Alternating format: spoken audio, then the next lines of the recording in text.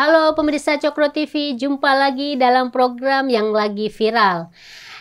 Yang lagi viral dibicarakan di media sosial dan media semuanya itu terkait ditetapkannya Menteri Komunikasi dan Informasi Menkominfo Pak Joni Plate ya, itu terkait dugaan korupsi sebesar 8 triliun katanya.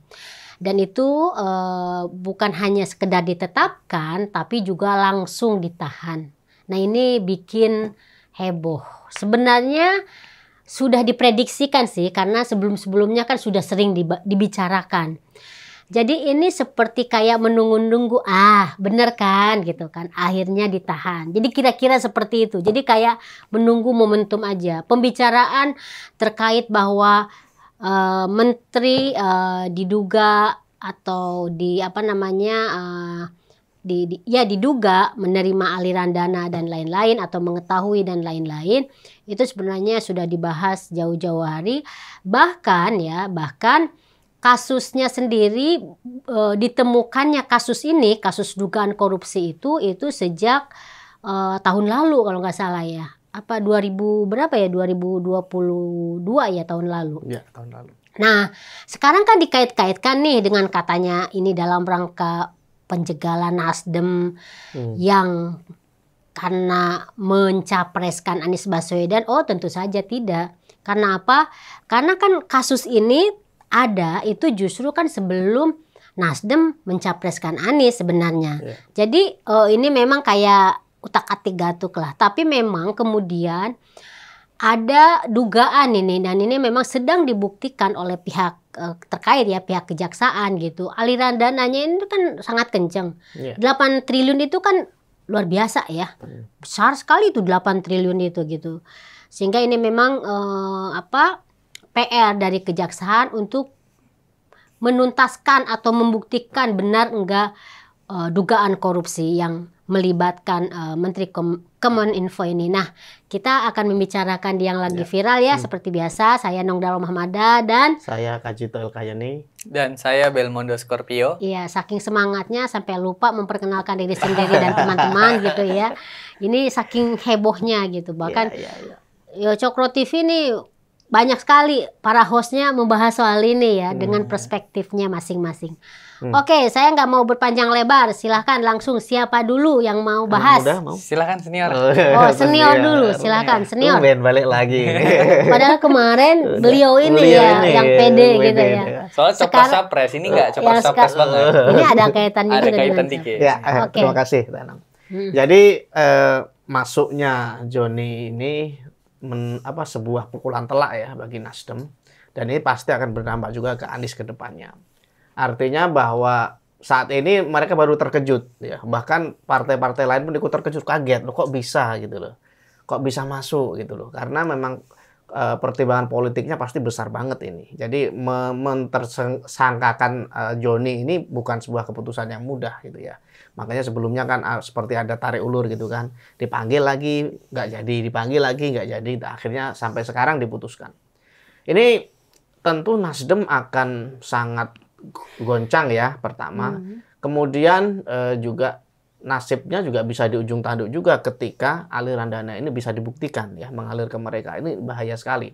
Bisa jadi bukan hanya Joni yang akan masuk ya, yang lain juga masuk. Apa ininya ya, apa yang sebelumnya kan sebenarnya sebelum Pak Menterinya kan udah ada. Ya, direktur kan, tapi mereka kan bukan Nasdem kan. Ya, mereka bukan Nasdem. Profesional. Profesional lah. Ya tentulah orang-orang yang menangani ini secara langsung itu yang kena kan. Kemudian kalau dalam penyelidikan itu ada kaitannya dengan sang menteri, entah ada izin tertentu dan sebagainya, atau atas sepengetahuan sang menteri itu udah kena juga kan. Makanya yang pertama dicokok itu tentu yang bertanggung jawab gitu ya, direktur-direkturnya itu pasti itu, di kasus apapun juga begitu. Di kasus Jakarta yang kasusnya Anies dulu juga begitu kan. Jadi yang bawah-bawah sudah kena semua, Aniesnya selamat ya.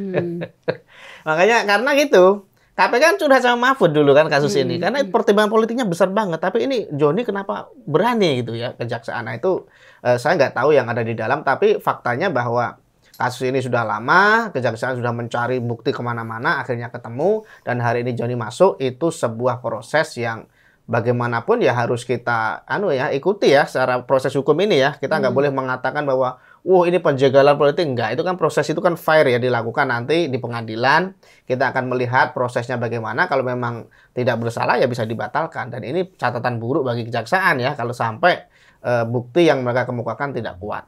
Artinya bahwa ini pertaruhannya sangat besar karena nggak hanya menyangkut institusi ya, tapi ini juga menyangkut partai, menyangkut seorang capres juga.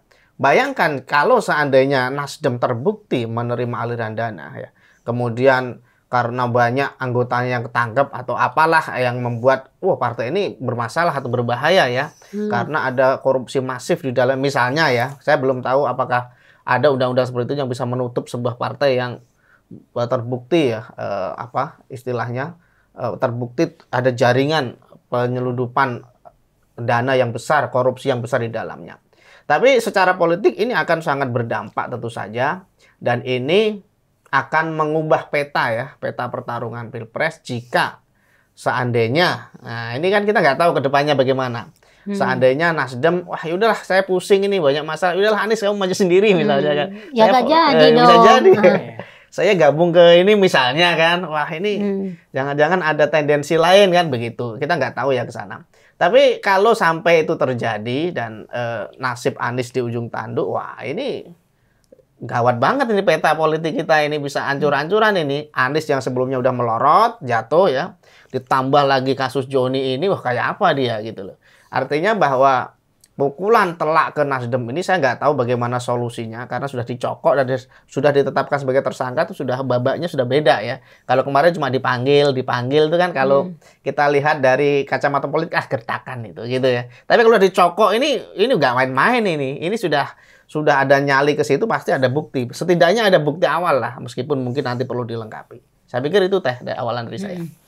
Ya ini menarik karena yaitu selalu dikaitkan dengan pemilu kan sebentar lagi. Apakah apalagi posisi Nasdem yang sudah dari sejak awal itu mencalonkan Anies sebagai presiden, calon presiden. Betul. Nah bahkan di dunia maya itu kan banyak sekali video atau foto berseliweran bagaimana Anies ketika turun ke daerah-daerah itu pakai jet pribadi. Ini dikaitkan kemudian dananya. Padahal kita juga mungkin nggak tahu ya, nggak mau menduga-duga ya nanti fitnah juga. Tapi yang menarik juga bahwa sebelum ada penetapan Pak Menteri Plate ini juga kita melihat adanya gerakan politik dari Pak Surya Paloh yang berkunjung ke sana kemari. Terakhir kan dengan Pak LBP misalnya.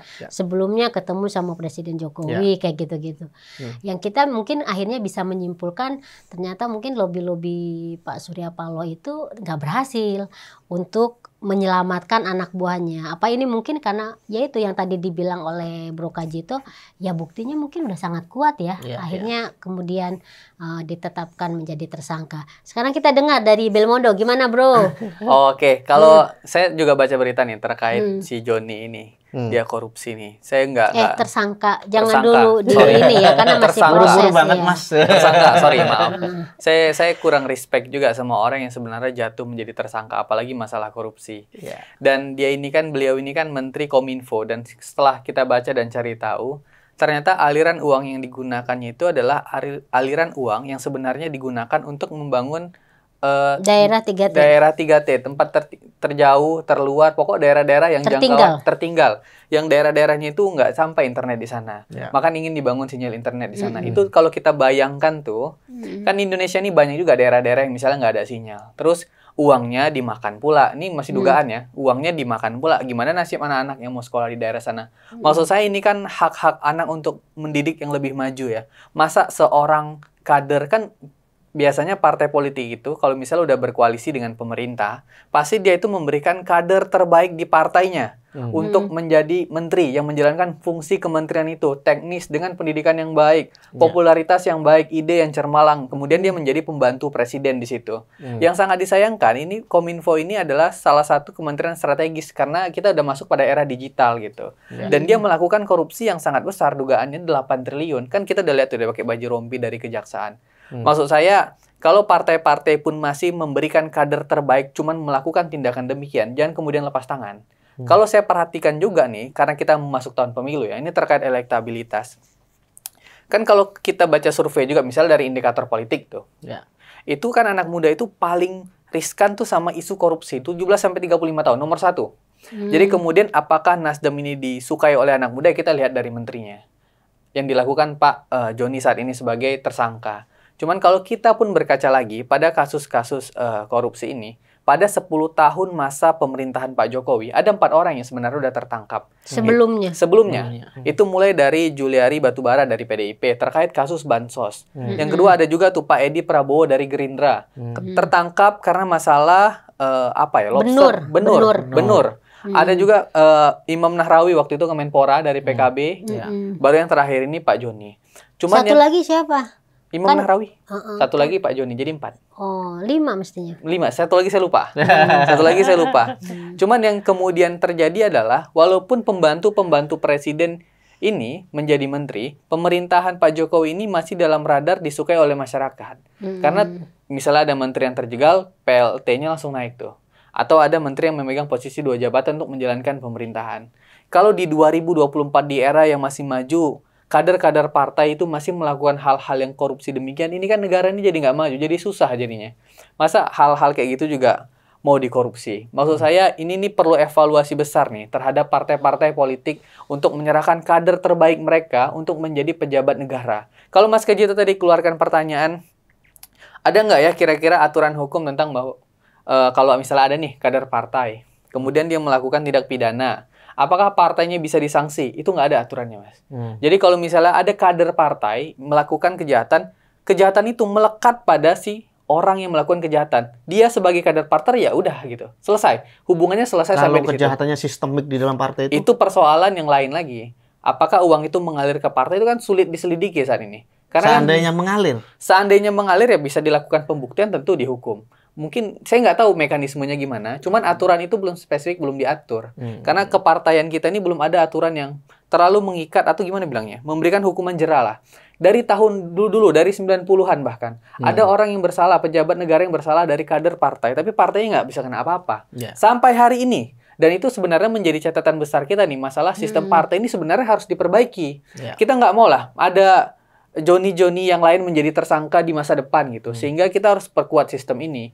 Jangan kemudian masalah partai, masalah politik ini kita berhenti sampai di pemilu terbuka tertutup. Di masalah yang begitu-gitu, maksud saya nggak selesai pembaruan yang terjadi pada perbaikan pejabat negara. Kira-kira pembukaan dari saya itu teh. Iya, nah yang menarik nih menyambung Belmondo tadi ya, bahwa tidak ada kayak semacam punishment untuk partai yang telah merekomendasikan yang dibilang sebagai kader terbaik untuk menjadi pembantu presiden ya, dalam hal ini menteri.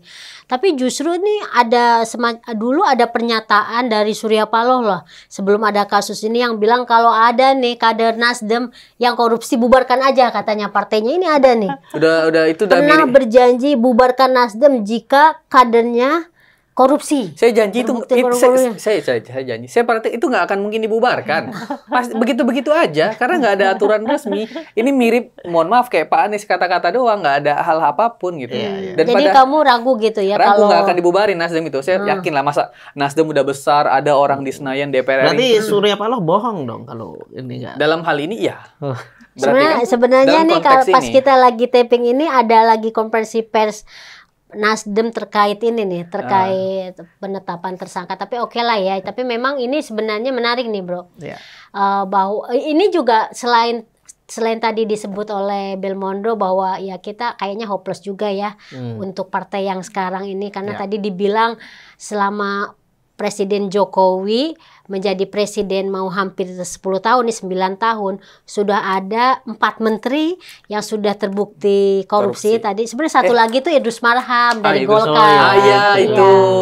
Kok susah banget saya nyari. Jadi dari Golkar udah ada, dari Gerindra udah ada, PKB udah ada, PDIP udah ada. Nah sekarang ditambah dengan Nasdem, ya kan? Ini sebenarnya juga apa ya, yang menyedihkan ya buat kita. Jadi yang dibilang sebagai kader terbaik itu ujung-ujungnya kan jadi seperti itu. Nah tentu saja kita nggak membahas itu, tapi gini, kembali kepada dampak penetapan Joni Plate sebagai tersangka ini kan selalu dikaitkan dengan partainya yang mengusung Anies sebagai capres nih. Dan kita tahu misalnya dari katakanlah meskipun belum sepakat nih dari tiga partai koalisi yang jelas-jelas uangnya ada itu kan Nasdem. Nah menurut Bro Jito nih bagaimana nih perspektif pencapresan Anies kalau misalnya ini kondisinya tuh udah seperti ini masih mengancam sebenarnya posisi Surya Paloh tuh sebenarnya sudah serba nggak nyaman lah, si malakama dia itu. Makanya kenapa dia bermanuver ketemu ini ketemu itu, saya dengar dia itu sebenarnya mau melepas Anies sebenarnya. Tapi udah terlanjur malu, udah maju gitu loh. Cara melepasnya bagaimana ini gitu. Karena di hari-hari terakhir Anies juga sudah nggak kampanye kemana-mana kok. Kalaupun kampanye keliling juga nggak semegah dulu, nggak semewah dulu. Meskipun di medsos pasukannya Anies paling gede hari ini ya, mengalahkan pasukannya Prabowo. Karena itu bukan Nasdem, itu PKS. Ya, bisa jadi, saya nggak tahu di belakangnya siapa. Tapi kalau kita menganalisis ya percakapan di medsos itu kan ada engine-nya ya. Itu suara Anies paling gede. Pokoknya kalau nyerang-nyerang itu wah Anies lah juaranya. Nah, hari ini ya. Nah ini saya kira dampak dari Joni ini lebih ke psikologis ke Surya Paloh sebenarnya ya. Yang paling besar ya. Kalau kita bicara masalah logistik tentu partai pun dari Bohir sebenarnya. Bukan dari mereka ya. Ada Bohir yang membackingi di belakangnya. Tentu mereka yang ada di lingkaran kekuasaan. Seperti Nasdem kan punya power ya untuk menekan Bohir, pengusaha misalnya. Udah kamu modalin tuh misalnya kan. Pakai private jet tuh Anies kemana-mana misalnya contoh ya. Itu bisa saja kalau mereka punya power. Nah ketika menterinya sudah digaruk kejaksaan dan mungkin bisa jadi akan diganti dan bukan dari Nasdem karena Nasdem kayaknya udah mulai keluar nih dari koalisi kan. Penggantinya bisa siapa saja, bisa dari independen juga gitu. Belum tentu dari Nasdem lagi. Nah ini merupakan pukulan psikologis yang sangat keras pada Paloh. Itu yang pertama soal power tadi. Yang kedua Paloh terpukul karena Joni ini benar-benar tangan kanannya Paloh, benar-benar tulang punggung katakanlah begitu, orang penting lah di dalam karena sebelumnya dia juga bekerja di perusahaannya ini kan, keluarganya Paloh lah, saya nggak tahu iparnya atau apanya gitu. Artinya bahwa Joni ini tahu banyak gitu, dia memang orang penting bagi Paloh. Artinya bahwa ketika kader lain yang tertangkap misalnya mungkin nggak seberat ini bagi Paloh, ketika yang tertangkap tuh Joni tangan kanannya bisa dibayangkan gitu. Dampaknya secara psikologis ini menghantam Nasdem ya. Ketika pertanyaannya apakah ini akan berdampak pada Anies, kita akan lihat perkembangan kasus ini. Kan masih bisa apa istilahnya banding ya atau buktinya kurang kuat pra-peradilan. Atau pra-peradilan ya dia mengajukan itu dan dibatalkan. Kalau itu dibatalkan ya dia balik normal lagi. Ini kan saya tidak menyebutnya sebagai kesepakatan politik ya, tapi saya melihat bahwa peluang itu ada gitu loh. Artinya bahwa masih mungkin karena kejaksaan mungkin ketika menetapkan bukti masih terlalu awal misalnya kurang lengkap dan sebagainya dan ini bisa ke arah sana gitu.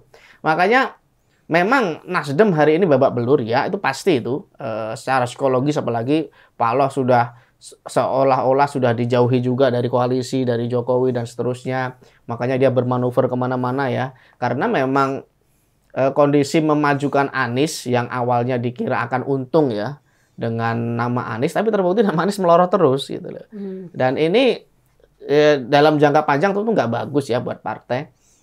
Makanya Paloh hari ini terjebak gitu ya di tikungan, dia nggak tahu harus ke kanan atau ke kiri karena kalau ini dilanjut babak belur juga kan, kemungkinan menangnya juga kecil gitu.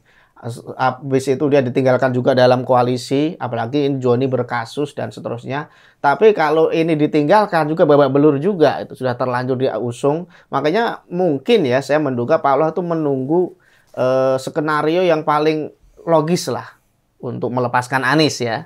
Karena memang kalau diteruskan tambah hancur, tambah babak belur kan gitu. Maka dia menunggu skenario yang pas supaya nggak disalahkan gitu loh. Lu bukan saya lo yang salah itu. Anies jeblok ini ada masalah partai koalisi dan seterusnya kan bisa menyalahkan yang lain. Tapi memang kasus ini tertangkapnya Joni ini pukulan yang telak kita harus akui itu dan ini akan berdampak masif ya. Pertama selain masalah power tadi juga akan berdampak pada para pemilih. Karena dulu Nasdem tuh diimajinasikan dulu saya sebelum tahu banyak saya selalu mengidolakan dua partai, Nasdem dan PSI. Teman-teman kalau mau pilih partai baru pilih nih, gitu kan. Dari dulu kan gitu saya itu. Karena saya nggak paham kan ini partai isinya apa-apa ya. Saya melihat jargon gitu. PSI dengan anak mudanya, dengan ininya, Nasdem juga dengan semangat perubahannya karena dulu ya. Karena kamu ngelihat pidatonya Pak Surya Paloh yang semangat terus pasti. Di Nasdem dulu ada Nilu, ada Birgaldo gitu ya. Oh iya, karena kamu teman dekatnya Birgaldo. Jadi teman-teman saya silakan pilih 2 partai ini, gitu ya. Tapi imajinasi itu runtuh hari ini gitu. Kecuali sama PSI aja yang belum gitu. PSI belum. belum terenu. Mudah-mudahan terjaga. Belum ada. Belum dapatkan soalnya kan. Oh, ada ya wakil menteri ya. Tapi belum korupsi. Belum apa enggak? Jangan ya. Artinya bahwa memang pukulan telak ini yang dulu jargon bahwa ini partai yang baru yang ada ini ya impian masyarakat Indonesia, idealisme ya untuk Indonesia lebih baik. Ternyata Nasdem juga setelah bermanuver mengangkat Anies, kita mempertanyakan itu gitu. Kemudian Joni digaruk sama kejaksaan, kita semakin ini ya, masyarakat pasti begitu juga gitu loh. Masyarakat pasti juga berpikir, wah, gambaran Nasdem yang dulu dibayangkan sangat hebat pasti akan berdampak sangat serius ini pada partai ini setelah nanti si Joni ini terbukti ya dalam pengadilan atau ketika aliran dana yang masuk ke Nasdem bisa dibuktikan. Ini sangat berbahaya bagi Nasdem. Makanya saya hari ini kemarin kan saya selalu bilang bahwa partai-partai lama ya. Ini Nasdem kita masukkan lama aja kalau gitu ya. Kalau udah lama. Kok udah korupsi udah lama. Udah lama ya. Kalau udah di kekuasaan berarti mungkin udah lama. Makanya kenapa Presiden Jokowi itu mendatangin surat presiden, mengirimkan surat ke DPR untuk membahas itu ya undang-undang perampasan aset ya. Tapi itu nggak dibacakan. RUU. Nggak dibacakan di DPR ya. Nah, itu artinya bahwa bahkan di tengah partai-partai pendukung Jokowi sekalipun suratnya Jokowi alasannya ada sih secara teknis katanya ya. Tapi kalau kita melihat bahwa surat dari presiden yang menginginkan bahwa RUU perampasan aset dibahas nggak dibahas, kita bisa membayangkan gitu loh partai-partai. Presiden ke partainya sendiri aja susah, Mas. Kita dibayangkan gitu. Nasdem juga dalam kondisi itu kan di partai dia ada di sana di DPR ya, dia ada di sana, tapi juga nggak melakukan banyak hal karena ya itu tadi bahwa partai-partai lama kita tuh diisi oleh orang-orang lama yang mindsetnya memang kita harus mengatakan bobrok gitu loh. Makanya mumpung ini mau pemilu 2024, saya pikir masyarakat harus mencari alternatif lah ya. Ya kita sudah masukkan Nasdem ke partai lama nih ya kan masih ada partai baru lain ya. Saya nggak usah menyebut merek ya. Terima kasih Mas ya tahu maksudnya. Mengerti semuanya karena tadi kamu udah sebutin partainya. Artinya bahwa kita harus memberikan kesempatan pada yang baru. Nanti kalau terbukti kayak Nasdem lagi ya kita gebukin juga gitu loh. Tapi setidaknya kita secara logis memberikan mereka peluang untuk membuktikan diri. Kamu amanah nggak? Karena untuk menguji seseorang itu harus kita berikan ini jabatan. Kita harus berikan amanah dulu pada dia. Kalau kita sudah berikan amanah dan dia terbukti jujur, nggak korupsi, bisa bekerja ya kita teruskan gitu loh. Tapi secara logis peluang itu harus kita berikan dulu karena itu peluang kesempatan kita ini melihat fakta apakah dia korupsi enggak ya itu kan 50% ya. Kalau partai yang sebelumnya yang lama-lama sudah terbukti ada yang korup ini terakhir Nasdem ya Joni yang kita imajinasikan Nasdem sebagai partai yang bersih dan seterusnya nyatanya juga digaruk sama kejaksaan. Nyatanya sama aja. Gimana nih kata partai baru? Siap, terima kasih. Ini jadi tantangan kamu diberikan kesempatan untuk membuktikan apakah kamu itu akan sama atau tidak. Kalau diberi kekuasaan. Tentu tidak. Enggak, cuman saya mau mulai dari ini kan saya juga anak muda ya 24 tahun Dan saya udah mulai masuk ke dalam politik ini sedikit cerita pengalaman. Seolah ketika masuk di dalam politik itu semuanya itu hopeless, skeptis. Bahkan apatis atau bahkan pejabat-pejabat publiknya itu orang sekitaran politisi itu seolah-olah tidak ada harapan baru untuk politik Indonesia itu untuk menuju yang lebih baik. Semua seolah kayak alah ini udah buruk lah, biarin aja mau gimana lagi, udahlah korupsi ini semua megang kartu as mau gimana lagi. Itu tuh kayak kalau kita semakin masuk ke dalam dunia politik, apalagi bertemu dengan politisi-politisi senior yang sangat konvensional ini, mereka seolah-olah tidak memberikan harapan baru terhadap politik yang lebih modern tuh. Transisi untuk ke situ tuh nggak ada. Kita yang anak muda tuh seolah-olah kehilangan harapan. Apalagi melihat kasus Pak Joni ini yang menjadi tersangka. Maksud saya, ini yang anak-anak muda ini semakin nggak yakin sebenarnya sama partai politik. kok partai yang awalnya kita harapkan tiba-tiba hari ini ada terjerat kasus korupsi. Padahal dia selalu mengatakan bahwa restorasi, kita ingin membangun Indonesia, ini buktinya nggak relevan lagi. Kalau ada kader saya yang ketahuan koruptor, bubarkan partainya kan gitu. Kan gitu. Pidato-pidato restorasi selama tahun-tahun belakangan ini menjadi tidak relevan gara-gara adanya kasus yang terjadi pada Pak Joni. Di lain sisi juga ada yang mengatakan bahwa ini sebagai langkah politis lah supaya Nasdem nggak ada hubungannya politis sama korupsi. Orang kalau korupsi itu masalah hukum dan orang dijadikan tersangka itu karena 2 alat bukti yang cukup oleh kejaksaan dan itu memang harus diberantas.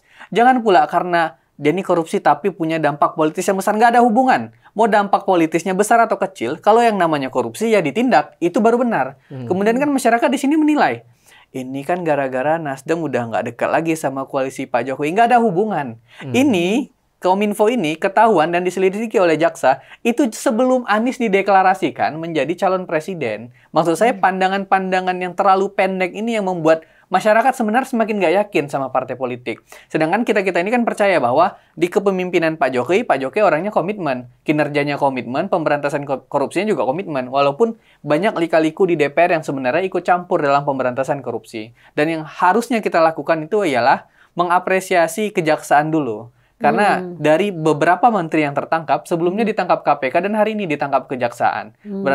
Berarti pengawasan terhadap kejaksaan mulai membaik. Maksud saya, pandangan-pandangan harapan bahwa pemberantasan korupsi ini harus terus dilakukan dan harus terus kita tangkap, harus terus dibuat gitu. Jangan kemudian seolah ini nih ada kong kali kong politik nih supaya Nasdem elektabilitasnya turun. Memang dia korupsi aja gitu dan pantas elektabilitasnya turun. Sebenarnya kita tuh harus melihatnya sampai di situ aja gitu.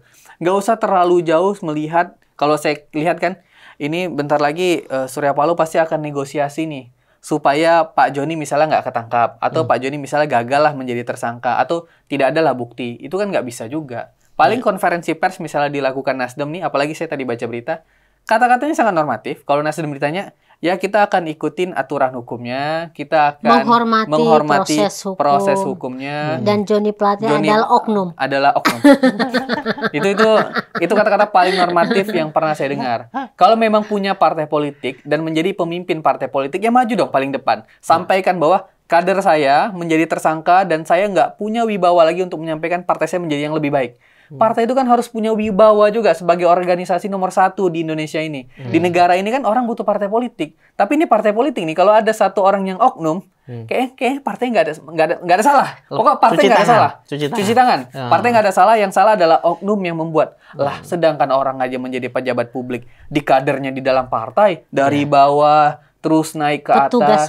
Petugas partai misalnya. Dari bawah naik ke atas. Terus ada petugasnya yang berbuat salah dia lepas tangan. Ini kayak outsourcing jadinya organisasi-organisasi partai ini. Kalau tindakannya begitu, nggak bisa gitu dong. Harusnya kalau misalnya ada kader yang bersalah, ya maju paling depan, sampaikan kesalahannya dan minta maaf yang paling penting ke konstituen. Itu dan kita ini juga udah beberapa tahun nih kayak merdeka lah. Tapi DPR-nya ya dibantu juga lah. Misalnya kita saling komitmen. Kalau ada di antara kita korupsi atau partai kita korupsi, ya kita buat aturan lah. Apa punishment? Tapi hari ini nggak ada. Dan karena yang bikin aturan mereka sendiri. Iya, maksud saya itulah yang pada akhirnya Korea ini nggak bisa menentukan. Semua arahan di atas. Arahan ketum. Dan inilah yang kadang membuat anak muda itu skeptis sebenarnya, kehilangan harapan. Kita ini orangnya juga kritis misalnya gitu kan. Tapi melihat orang tua ini seolah-olah hanya mementingkan kepentingan mereka sendiri. Itu yang membuat anak-anak muda ini kecewa jadinya terhadap partai politik. Tapi jangan kecewa, seperti kata Kak Jito, masih ada satu partai lagi yang harus diberi kesempatan dan kita buktikan bener nggak nih, gitu kan. Maka dari itu PSI hadir teman-teman. Oke, ya. Jadi ini memang menarik ya. Jadi bahwa tadi yang disampaikan sama Belmondo, kadang memang partai politik sendiri itu nggak kesatria lah ya, nggak berani untuk bertanggung jawab terhadap kesalahan, kalau itu dibilang kesalahan kadernya yang menjadi menteri gitu kan.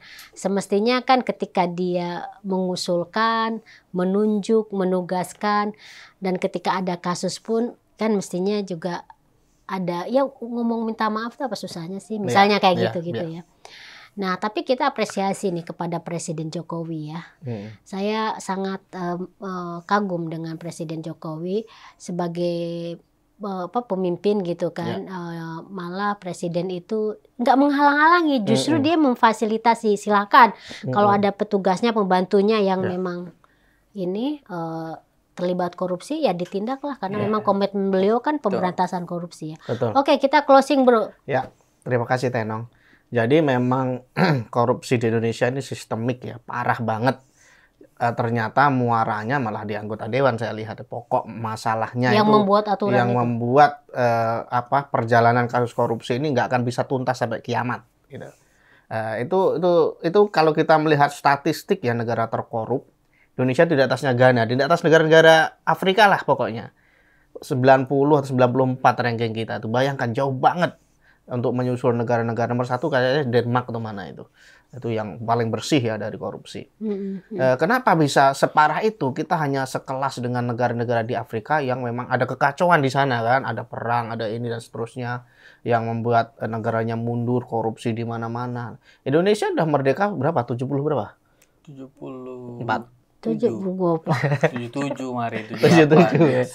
Uang 75.000 aja udah keluar udah lama, berapa tahun yang lalu. Oh iya deh. Bayangkan ya, sejauh itu kita merdeka dan sejauh itu kita membentuk negara ini, tapi korupsi ini sangat sistemik gitu. Dan gembongnya ternyata ya kalau kita mau ngomong pahit ya di anggota dewan. Kenapa begitu? Karena RUU perampasan aset yang jelas terbukti akan mengempiskan perilaku korupsi. Orang akan kapok deh, orang nyuri susah-susah nyimpen ya, dimiskinkan. Itu kan dimiskinkan gitu ya. Dia punya 8 gundik misalnya, 1 gundik dikasih simpenan gitu kan. Jadi ketika dia penjara bisa lari ke gundiknya lagi kalau sudah selesai gitu. Hari ini kalau itu berlaku bisa dimiskinkan gitu loh. Apa gunanya dia bersusah-susah menimbun harta? Seperti Rafael itu yang rekeningnya ada 40 atau berapa itu, kemudian direbut semua, harta yang udah menyebar kemana-mana dirampas semua gitu. Itu mereka akan jerah gitu loh. Kalau cuma penjara nggak akan jerah. Penjara tuh enak banget, mereka akan seperti kesaksian Tio Pakusadewo itu kan. Penjara jadikan bisnis ya, ladang bisnis bagi oknum, saya nggak tahu siapa yang disebut ya. Ada banyak hal model-model bisnis di penjara, bahkan narkoba bisa beredar bebas di sana. Artinya bahwa kondisi ini pokoknya pangkalnya itu ya di undang-undang, pembentukan undang-undang. Tapi bagaimana bisa kita membuat undang-undang kalau anggota parlemennya seperti itu? Maka dari itu saya meminta kepada seluruh masyarakat, bukan hanya anak muda ya. Ini mumpung tahun politik ya, mau pemilu. Kita harus membuat perubahan ya, membuat sesuatu yang baru. Kita harus berani memberikan peluang ya kepada orang-orang baru untuk masuk ke dalam sistem gitu loh. Kalau nanti terbukti mereka sama bobroknya, kita gebukin rame-rame gitu kan. Tapi setidaknya kita harus memberikan peluang itu. Kita harus memilih orang-orang yang baru yang belum terbukti korupsi gitu. Kalau partai lama sudah terbukti korupsi dan kita pilih lagi isinya Korea semacam itu ya, kita seperti keledai yang jatuh ke lubang yang sama. Ini momen yang penting pada seluruh masyarakat Indonesia. Masuknya Joni yang Sekjen Nasdem ini yang dulu kita anggap sebagai partai yang progresif, partai yang bersih, pembaharu, ternyata masuk ke lubang juga meskipun masih dalam proses ya. Ini menunjukkan bahwa para pemilih di Indonesia itu harus kritis. Kita harus berani melangkah keluar dari zona nyaman. Kita harus memberikan peluang pada orang-orang baru untuk diuji apakah benar janji orang-orang baru ini bisa dipegang, apakah benar mereka bisa diberikan kekuasaan, apakah benar mereka bisa memanggul amanat. Kalau memang terbukti ya kita nggak salah. Tapi kalau kita salah ya kita gebuki, kita pilih yang baru lagi. Saya pikir itu Teh Nong. Oke, bro. Kalau simpulan dari saya, sebagai kita kan ASEAN kemarin ya, negara Asia Tenggara. Dan kita itu negara terkorup kelima di Asia Tenggara. Di Asia Tenggara. Di Asia Tenggara. Anggotanya berapa orang negara? Ada 8 kan? 8 ya? 8 ke 9. Kira-kira gitu.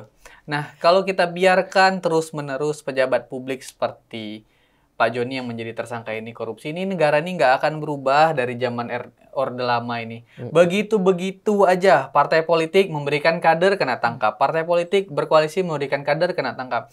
Nggak ada perubahan dan nggak ada yang berani melakukan perubahan itu. Dan harusnya partai politik yang lolos ke parlemen itu kan harus perhatikan dan lihat itulah. Apalagi uang yang dikorupsi ini uang lagi 3T pula yang orang tuh bangun sinyal pendidikan di ujung pulau Papua di sana. Kerugiannya 8T. 3T Kak, tempat tertinggal. Oh, 3T. Jadi bukan 3 triliun. Itu bukan uang. Daerah. Ini uang korupsi 8T itu. Buat 3T. 3T. Jadi bukan dikorupsi 5T ya. Itu tuh untuk anak-anak sekolah tuh di ujung Papua sana, di luar sana. Terus dikorupsi juga. Indonesia nggak maju-maju jadinya. Betul. Apalagi kasus COVID kemarin, bansos juga. Dikorupsi juga. Udah padahal banyak orang yang nggak makan. Dan kasus korupsi begitu-begitu aja di Indonesia ini. Dan itu terjadi pasti oleh kader-kader partai yang dikirim dan dikatakan bahwa kader mereka baik. Dan kalau ditanya apakah hal yang harus kita lakukan, tentu yang pertama himbauan untuk masyarakat untuk terus kritis sebenarnya terhadap partai politik ini harus terus digaungkan. Janganlah pilih partai yang, maksud saya bukan ajakan untuk tidak memilih dan memilih, tapi kita perhatikan lah. Kalau mau milih Indonesia ini kan kita lihat mana yang bisa dipercaya dan nggak bisa dipercaya. Masa kita ngasih kesempatan yang sama koruptor untuk misalnya jadi anggota dewan lagi. Udah periode lalu dia korupsi, kena tangkap, terus dia nyalek lagi, terus kita pilih lagi. Itu kan maksudnya kebodohan luar biasa yang kita lakukan karena kita berpikir ya udahlah nggak apa-apa. Sedangkan Indonesia kan harus lepas dari yang begitu-begitu. Dan mudah-mudahan kasus Pak Joni ini kelihatanlah sisi terangnya. Dan mudah-mudahan kejaksaan juga bisa menuntaskan kasus ini dengan baik. Dan kita support terus Pak Jokowi dalam melaksanakan pemerintahan sampai beliau selesai nanti 2024. Saya nggak tahu siapa menteri selanjutnya, tapi mudah-mudahan bisa menyelesaikan tugas Kominfo dengan baik. Dan supaya parlemen ini juga mendukung undang-undang perampasan aset supaya uang-uang koruptor ini bisa dimiskinkan, tidak hanya masuk penjara. Ya, dari saya berikanlah kesempatan kepada partai lain yang belum pernah korupsi. Partai baru untuk masuk ke parlemen dan membuktikan bahwa mereka tidak korupsi. Kira-kira begitu, Teh. Aduh, ini gawat nih. Katanya Pro TV disebut TV PSI, padahal kan ya kenyataannya begitu ya. Itu kan PDIP Teh. Nasdem. Bukan PKS yang penting. Ya, jadi ini yang kita bicarakan ini tentu saja prosesnya kan masih terus berjalan ya, dan kita masih menunggu bagaimana hasilnya, apakah terbukti ataukah Pak Joni Plate lepas, dia bisa membuktikan dia nggak terlibat seperti itu. Tapi memang sangat kecil kemungkinan karena kalau kita baca ya berita-berita sebelumnya itu kan sudah kelihatannya gitu, kalau kita baca gitu kelihatannya itu agak sulit untuk lepas gitu ya. Nah saya pribadi karena banyak juga teman-teman Nasdem, teman saya ya di Nasdem itu, jadi ikut prihatin juga ya. Semoga ini tidak menjadi evaluasi lah buat di partai khususnya, dan juga jangan sampai ini peristiwa ini itu dijadikan kayak semacam tadi yang dibilang oleh Belmondo kayak legitimasi atau membenarkan bahwa ini ada operasi politik, yang namanya politik buat menjegal seorang. Kan bisa aja yang saya baca di media sosial ada tuh narasi-narasi ke situ gitu, apalagi sebelum-sebelumnya kan udah ada suasana dibikin seperti itu ya. Kita seperti yang tadi dibilang oleh Belmondo, fokus pada proses hukumnya ya. Oke, Kak Jito terima kasih, Belmondo terima kasih, dan pemirsa Cokro TV, kita akan akhiri perbincangan yang lagi viral dan kita akan ketemu lagi minggu depan di perbincangan yang lebih hangat lagi dan asik lagi. Dadah semua, salam.